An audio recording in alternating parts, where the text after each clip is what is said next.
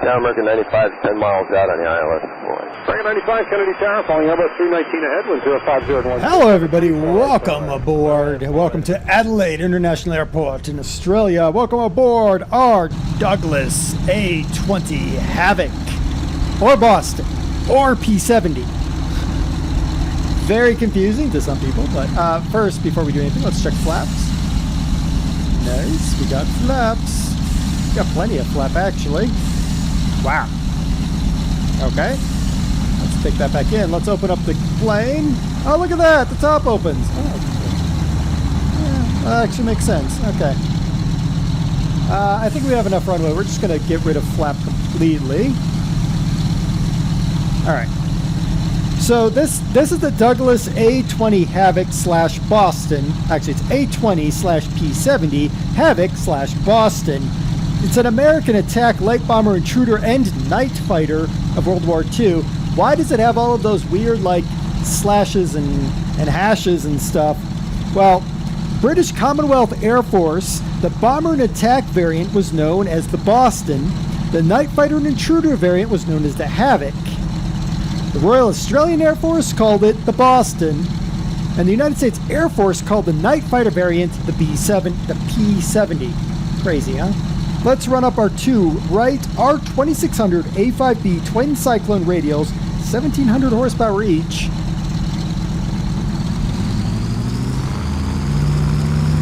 Nice. Let's get in the plane. Ooh, we're deviating. Deviation. Back in the runway, whatever.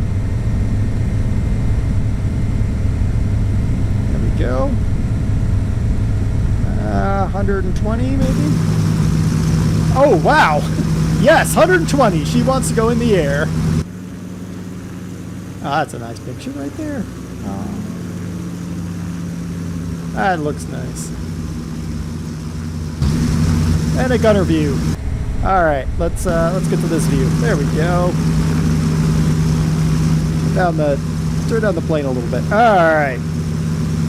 Though it was not the fastest or the longest range aircraft in its class, the DB-7 distinguished itself as a tough, dependable combat aircraft with an excellent reputation because, while it wasn't the fastest, it had good speed and it also had very good maneuverability.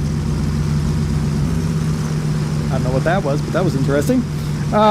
In the report to the British Aeroplane and Armament Experimental Establishment, test pilot summed it up as, and I quote, has no vices and is very easy to take off and land. The airplane represents a definitive advantage in the design of flight controls, extremely pleasant to fly and maneuver. Ex-pilots often considered it their favorite aircraft of the war due to the ability to toss it around like a fighter. I mean, it doesn't respond super fast, but the plane is going to respond pretty darn quickly. This aircraft was extremely adaptable and found a role in every combat theater of war and excelled as a true pilot's aeroplane. When production ended on 20 September 1944, a total of 7,098 had been built by Douglas and 380 were built by Boeing.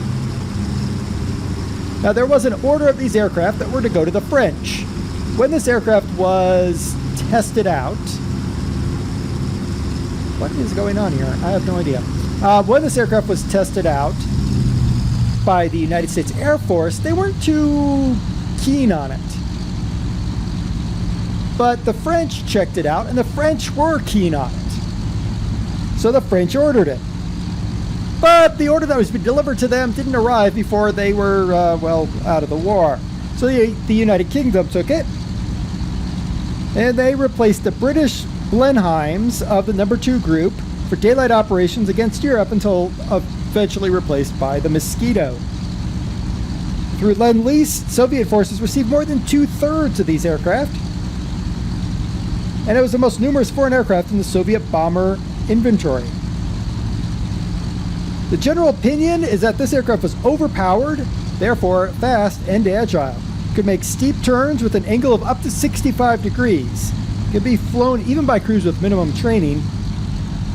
The engines were very reliable, though sensitive to low temperatures, so they did have a special cover devised by the Soviet Air Force so that they could fly them. The crew is 2 to 3. You see that we've got 3 people aboard, a pilot, a bombardier, and a rear gunner. Maximum speed of 339 miles an hour. That's 546 kilometers an hour at 10,000 feet. Range of 1,050 miles. That's 1,690 kilometers.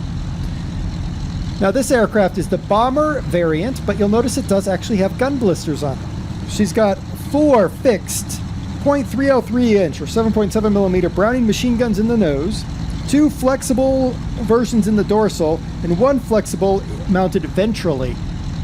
She can carry 2,000 pounds of bombs or 910 kilograms. We're going to make this aircraft come in for a landing. All right.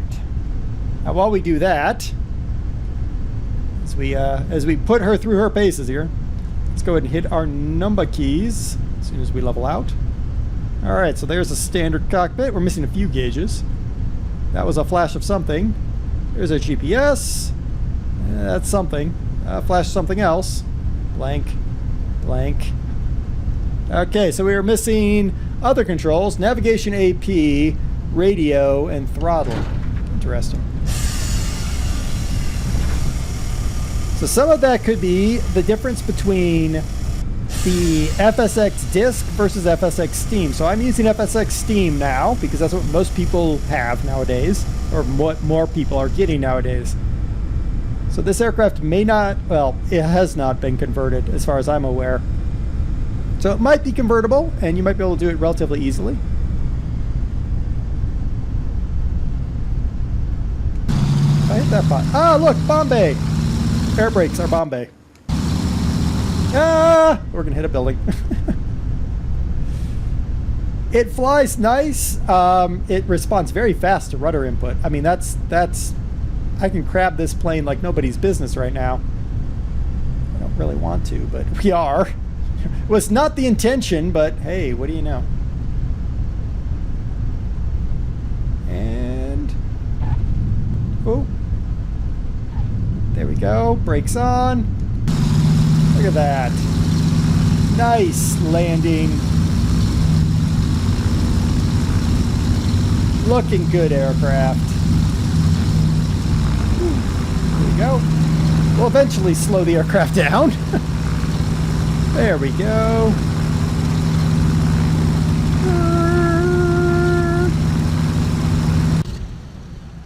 There we go. So that is our Douglas A-20 or P-70 or DB-7. That was the other one I forgot to mention. Havoc or Boston, depending on your point of view. Nice looking aircraft. A nice light bomber addition to your inventory. I'm going to start her up really quick and see what happens if she blows smoke. Ah, she blows a little bit of smoke. Good. Good, good. Nice. So if you're looking for this aircraft, the link, as always, is in the description. I've been DerTebbers. This has been your Flight Simulator X Plane Spotlight, the Douglas A-20/P-70/DB-7 Boston/Havoc. Crazy little aircraft.